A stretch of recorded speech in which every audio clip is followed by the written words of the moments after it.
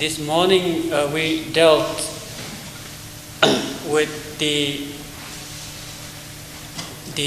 Bardo state, the intermediate state of particularly the third stage, the Bardo of existence, and also relating with that of the first and second stage of the Bardo. At the third stage of Bardo, Bardo of existence, again, if one is not overwhelmed by all the experiences within there, that the ultimate nature of the mind, and such liberation is known as the Nirmanakaya aspect of liberation. For example, that if an individual is unable to liberate from the first, second, and third state of the Bardo, then whatever you really like to call it, whether the force of karma, or the fruition of karma, or that of the fruition and the energy of and the strength of the habitual pattern that one has developed, one is supposed to experience rebirth, not able to again experience the liberation to the recognizing the ultimate nature of the mind. However, that during that period of the time when you have not recognized the very nature of the mind by the overwhelming power of all the experiences that you are undergoing in the Bardo of existence, there are also methods, techniques, or rather skillful means to block the method, to block or to transform, rather not to take rebirth in the six realms, or to take particularly in the lower realm, three lower realms. So at that very stage where you are in the third state of the Bardo of existence, where you have failed to recognize the nature of mind and therefore unable to experience the liberation, and due to again the habitual pattern, not only that life but many lives in the past of the habitual pattern, now they are sort of experiencing to ripen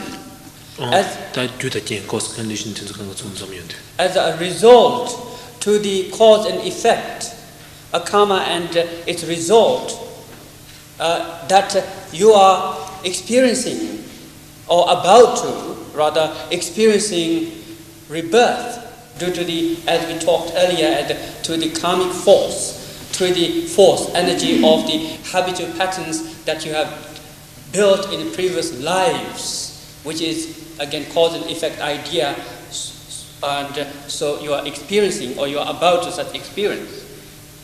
Now the reason what we have said earlier, that there is a remedy, method to block, or rather to change, to take a rebirth, particularly in the lower realm, is that because of first the force of negative karmas that we have accumulated in the previous life, they tend to really force you to take birth in the realm according to the positive and negative karma. But if visualization and so forth, at that moment, by virtue of your again information, a knowledge of the practice and devotion and trust, love to the Guru, that one can immediately, with all that experience that you're going through, one can visualize one's Guru above at the crown, or one Vajrasattva or deity, whichever one has practiced. As a result to visualizing the Guru, deity, Vajrasattva or such above one's crown, that it prevents you from taking rebirth to the lower realm by the force of the habitual pattern or negative karma that is ripening due to the accumulation of previous life.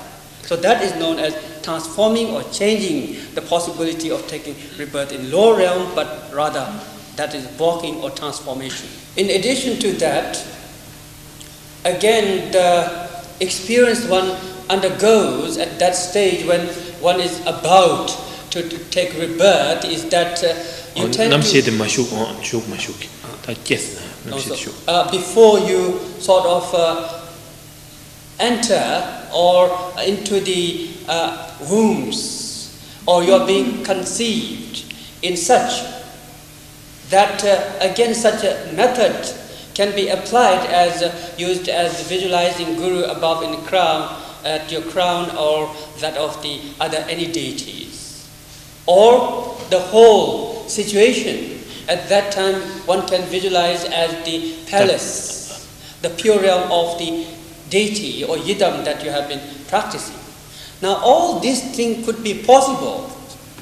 This sort of transformation or changing could be only possible if you are again familiar with those practices of visualization of the crown and the Guru. So one has to have again some familiarity with the practice in order to do this as well. And in addition to that, of course, one need to have accumulated merit, accumulation of merit. That's the whole purpose of why there is the practice, that there is the purification aspect of the unwholesome karma or that of the obscuration, and there is the practice of the accumulating merit and wisdom.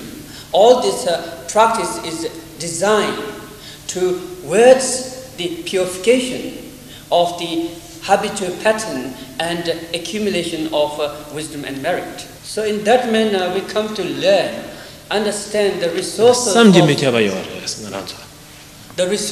of the capacity to achieve enlightenment is beyond again imagination. That is within ourselves, but also such a limitless resources available within ourselves.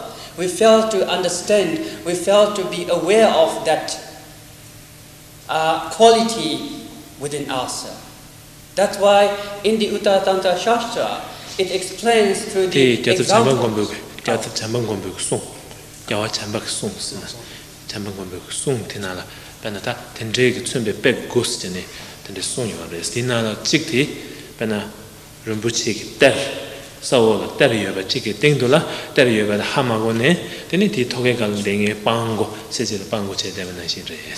The Uttara Tantra Shastra, which is the teachings of the Maitreya Buddha, gives this idea to the 9 different examples. Recognize in this sense means that having heard, learned, you have to apply practice.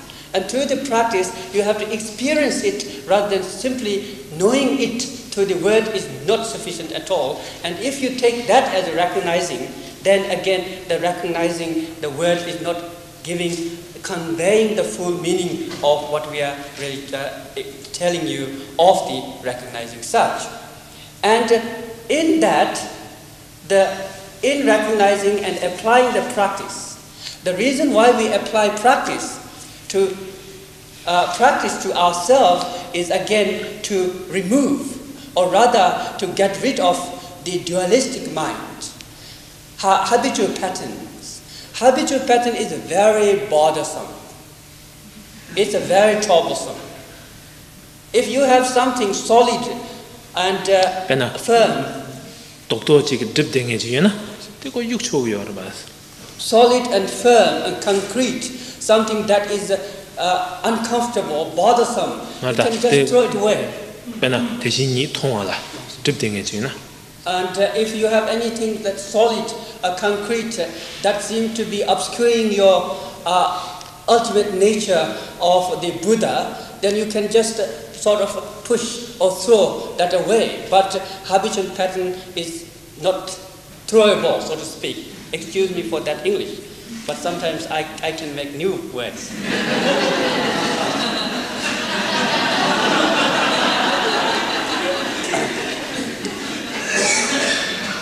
Professor Gunther did that, so I might try.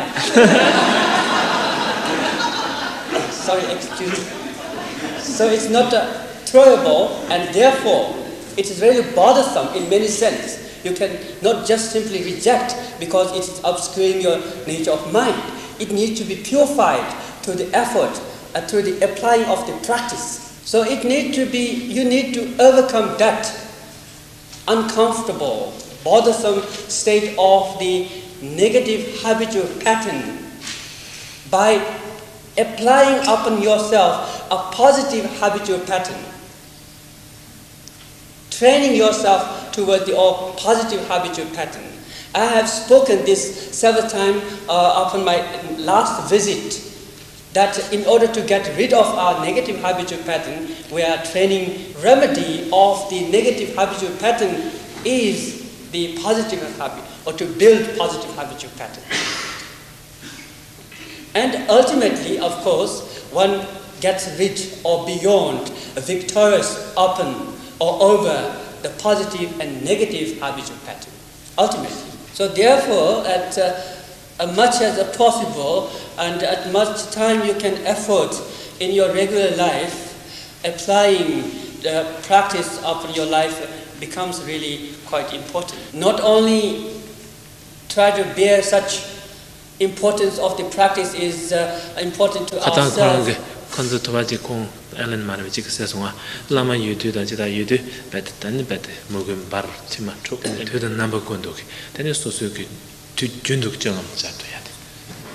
So the idea of the importance of the practice or meditation should not be within your heart only when you are in a shrine room. Only when you are with a teacher. Somebody asked a question this morning or sometimes yesterday that when I am with my guru or teacher, I feel energetic, feeling devoted towards the practice, and when my guru is absent or far away, all that feeling sort of disappears.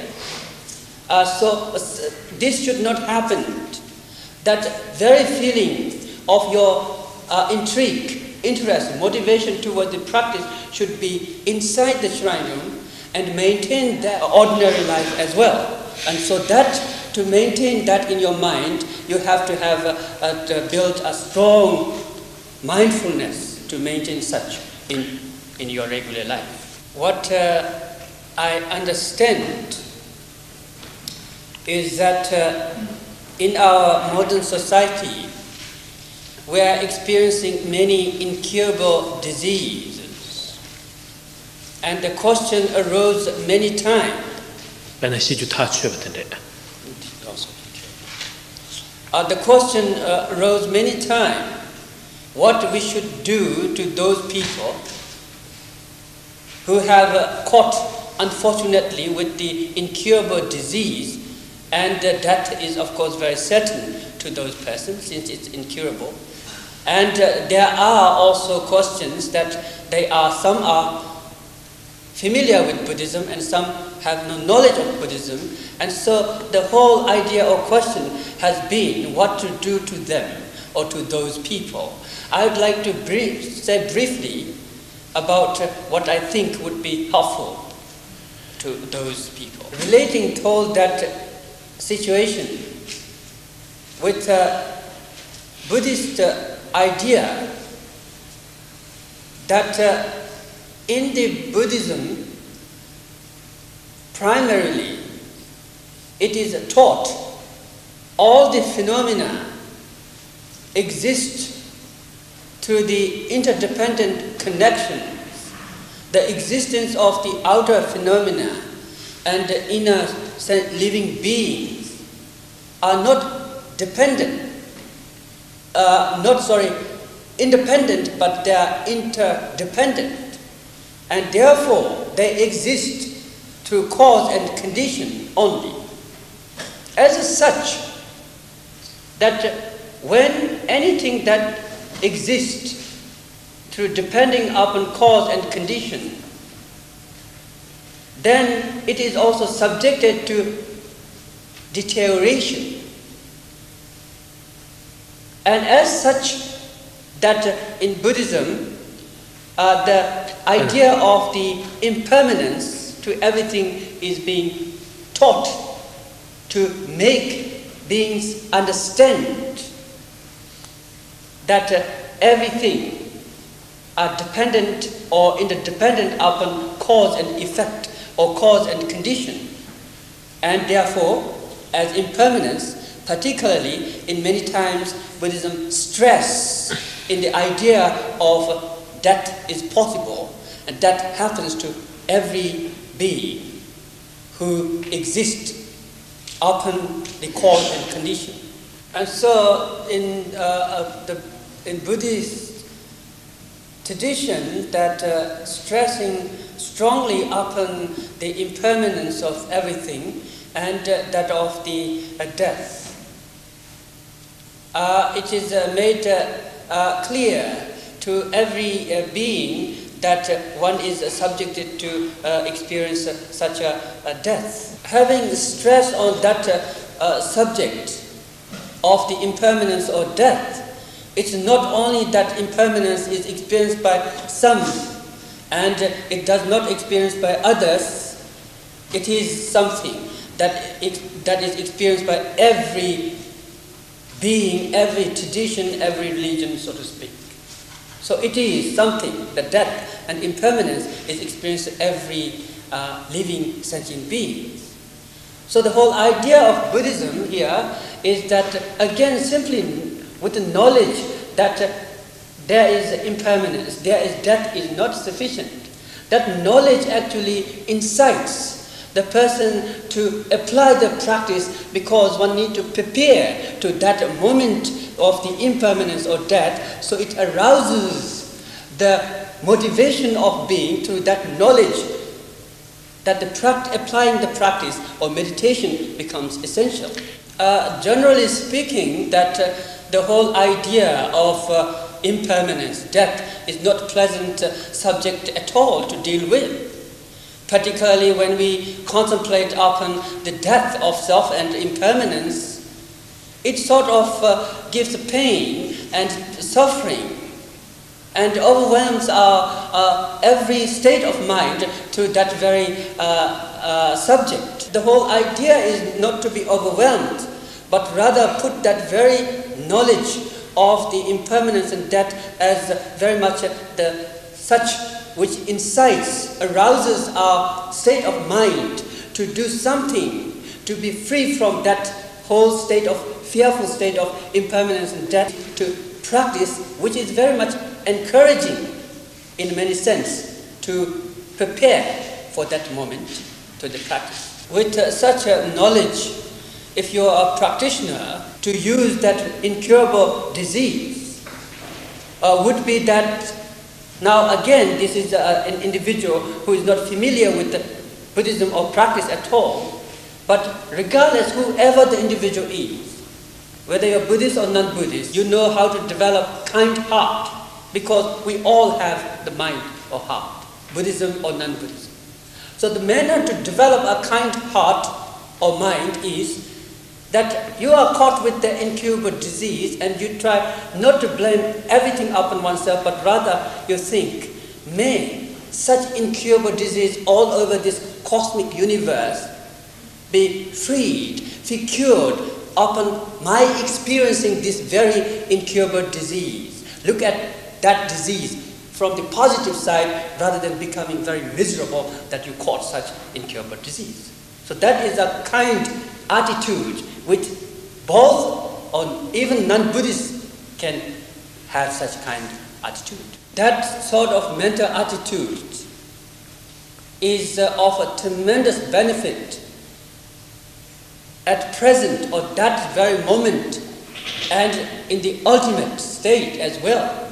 Because at that very moment, accepting that actually accepting that disease, and with that positive or kind thought, having used that state of situation for the positive reason, you are able to loosen up yourself mentally.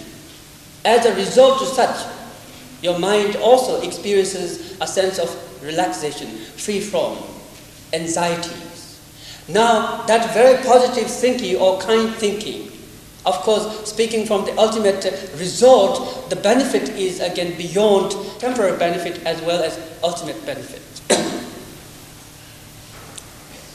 So, therefore, we had this seminar this weekend on the intermediate state, which is the Bardo. Last night, we gave empowerment, giving the Abhisheka of the deities, 100 peaceful and wrathful. And to help everybody, particularly to those who have experienced, who are caught within such incurable disease.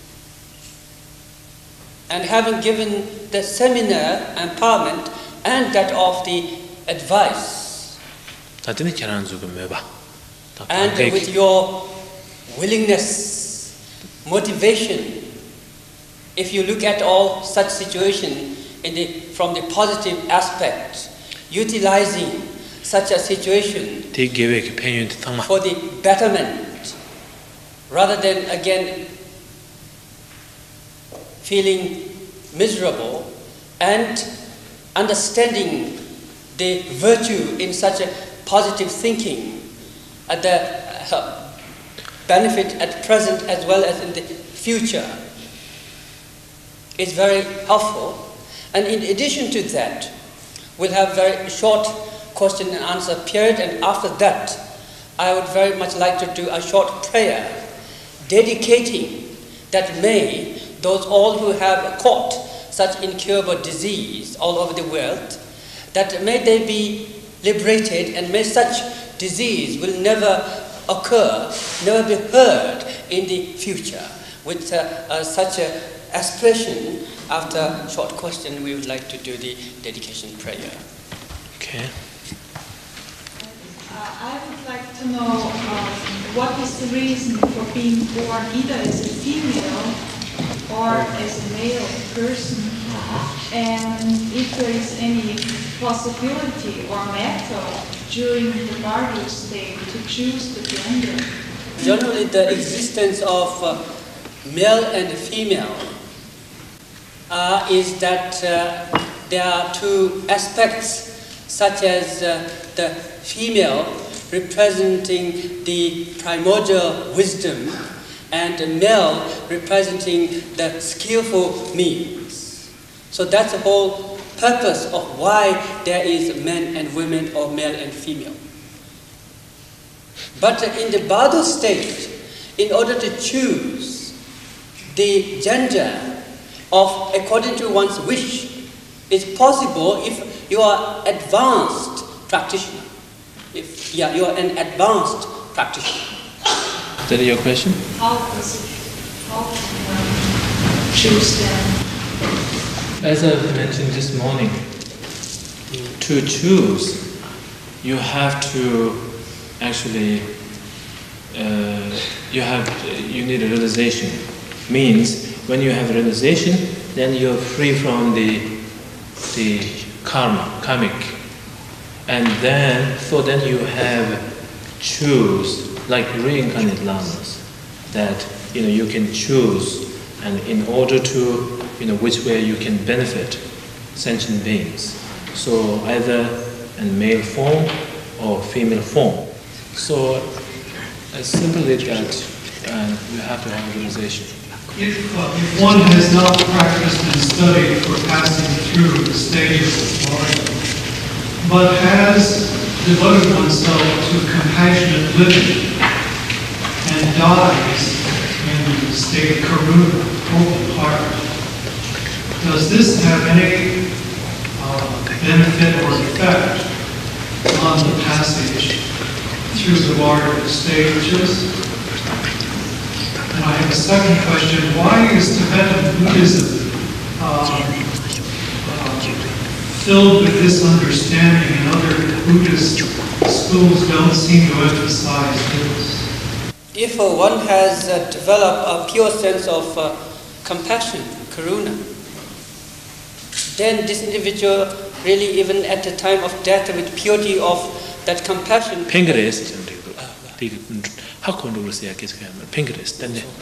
it's a tremendous benefit. I have stressed before that the practice cannot be achieved, actualized, or practice cannot become any beneficial or fruitful without the positive or pure attitude. Now, pure attitude simply means having compassion and loving kindness. So if one has already cultivated such, then it is the greatest thing is already developed or built.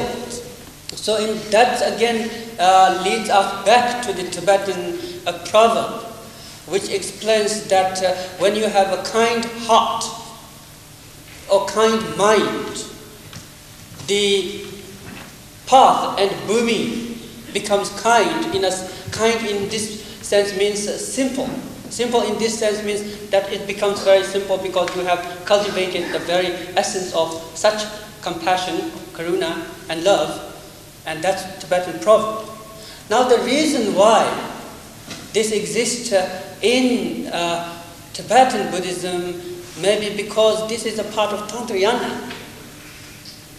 아니 상하 도르지 택바텔 탑케버도 하고 쓰기 어려워. And Tantrayana has its reputation of having number of skillful means to liberate, and this is one of skillful means to liberation. Yeah. Yes. Once I asked Daishizen Rinpoche something, and then he said to meditate hard, practice real hard, and then he was very tough with me. And then I think that you are more tough than him. You are? You are more tough than him. Toughening? Tough. Hard. Yeah. That's it. You must go up to our forefathers. They are tougher.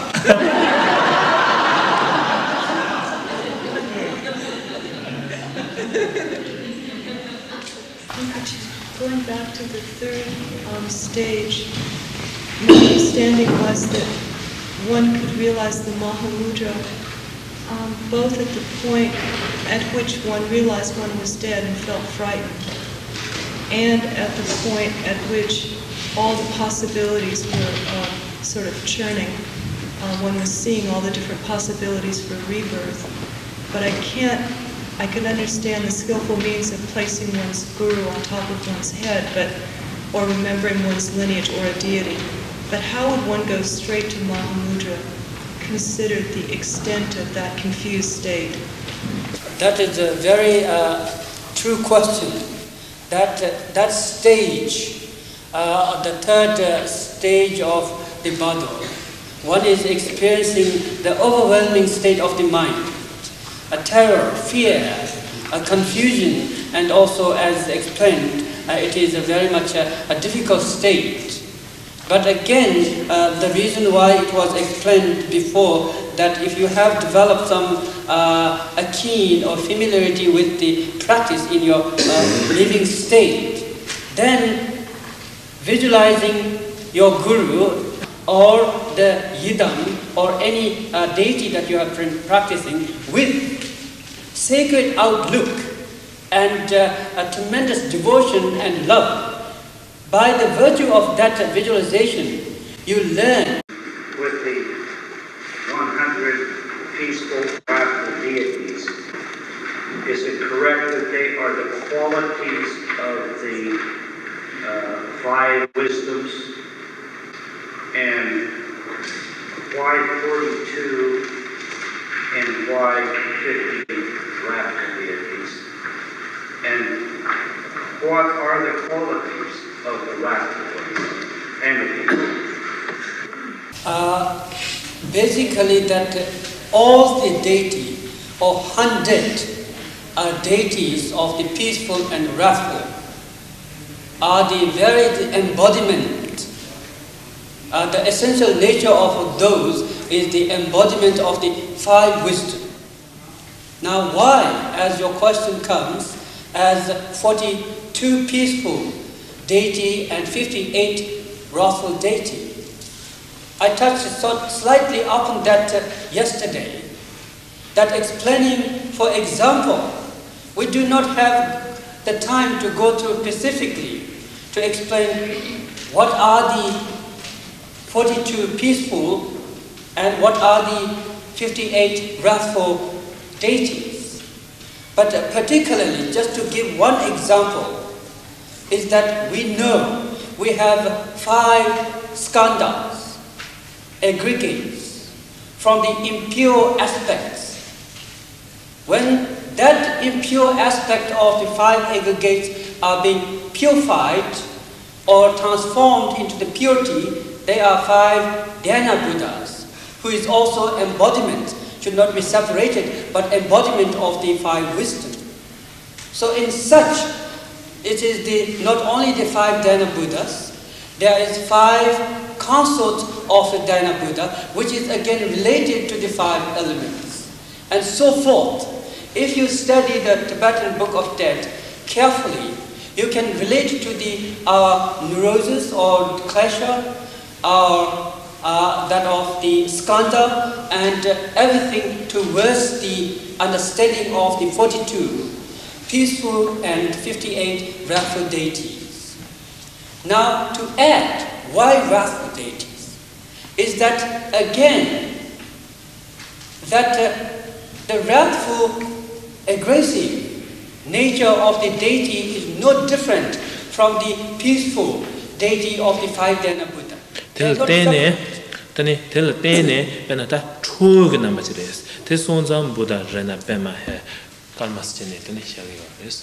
They should not be separated from the 5 Dhyana Buddha. Because, again, that one experiences different level of the strength of the conflicting emotion. And when the conflicting emotion or the klesha is not powerful, that 5 Dhyana Buddha are seen as in peaceful beings. When the conflicting emotion klesha are rough, strong, powerful, that very 5 Dhyana Buddha is seen in wrathful form. It's not, again, 2 things, Dhyana Buddha or that of the wrathful. So if you study the book, it would be helpful to understand the 42 and 58, the reason why there's 42 and 58 such. So now His Eminence would like to do a short prayer of the dedication.